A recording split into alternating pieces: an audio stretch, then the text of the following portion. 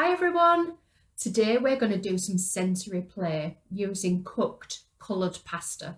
So I'm going to give you a few ideas of things that you can do at home using this with your babies and your toddlers.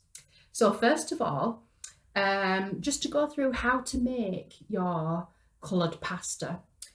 So first of all, you'd cook it as it says to do so on your instructions on the pack. So usually you put it in water and you boil it for around 10 or 12 minutes. You want to be draining your pasta off so that it's nice and dry and leave it to cool. Then you'd add it to a mixing bowl like this and add a few drops of the desired colours. So as you can see, I've chosen red and green, and I just thought this is a nice Christmassy theme, Christmassy colours, as it's Christmas time, but you can use any colour you want. So you'd add a couple of drops to your bowl and you'd mix it up. And what I did was to try and get the colour a little bit stronger. I left it in there to soak for probably about 10 minutes, gave it another mix, and you could see that the pasta, the colour was becoming a lot richer. And I did that for about half an hour. I kept mixing it. And then I laid it on some greaseproof paper on a tray, on a baking tray overnight, a really thin layer so that it gets a chance to dry, and that way you don't get any mess on your hands. And exactly the same with the spaghetti. Just a couple of drops of green, kept mixing it up. I also kept stirring it again, leaving it and stirring it just to get that colour really fixed on the pasta. Left it on a tray overnight, and here I have my cooked pasta, and it's cold, it's ready to go, and it's ready to plate with however we want.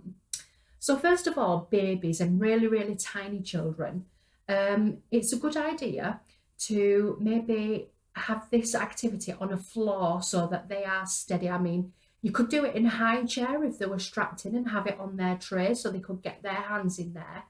But if we have a plastic mat on the floor, the baby can move around in it, using their whole bodies, so their legs and their toes, and they can really get their fingers into it. They can roll around and lean in it. So it might be that you want to strip them off and just have them in their nappies. As long as you've got your heating on and it's nice and warm, there's no reason why we can't do that.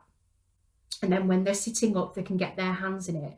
And you can start to use different tools in there. So it might be that you want to add some wooden spoons for mixing. It might be that you want to add some little tongs to get them out. Anything at all, anything that's of an interest to your children, you could add to it. So whether it's cards, for example, or balls, or anything at all. You could keep it in these trays, or you could use a flat tray and have it on like so, for your babies to be able to see more. So it's actually a thinner layer. So there's lots of different ways you can use this, and you can have it on there, and they can really move around. As they're getting a little bit older, 1.5, 2, you can start introducing different words. So what does it feel like? It's soft. Is it cold? Is it rough? Is it short? Is it long? Lots of different words in there. As they're getting even older, up to 3 years old, even 2, 3 and 4, you might want to add some different kind of learning in there. So number work, for example, and looking at and recognizing the quantity of a number. So what you might want to do here is add some balls, for example, some little pom-poms to your pasta.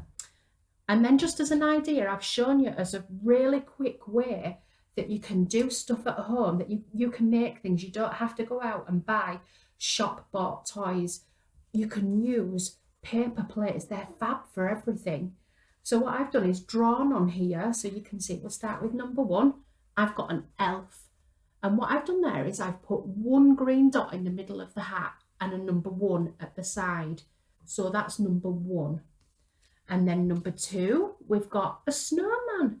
And the snowman's got 2 buttons, 1, 2, and the number's 1, 2. And then I've got a Christmas tree with 3 baubles. So what you do then is you get your children to have a look through the pasta, and can you find one bubble that might fit on there? And 1.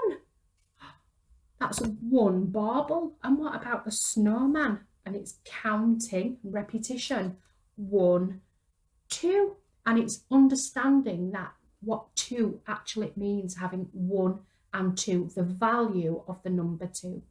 And it's early mathematical skills that they're going to be learning. And I've not had to go out and buy anything here. These paper plates were at home already, and just some felt tips.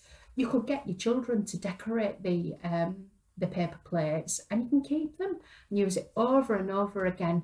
And it's just a really nice, simple way to bring learning into your play.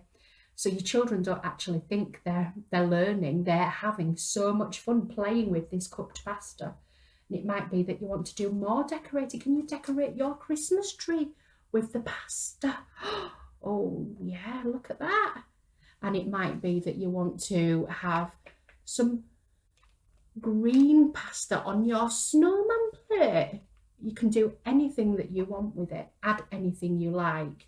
And it's a sensory play for children under 5, and it's just adapting what you do with it basically to meet the needs of your children. So I hope that's given you some nice ideas for my pasta play today. So have fun, guys.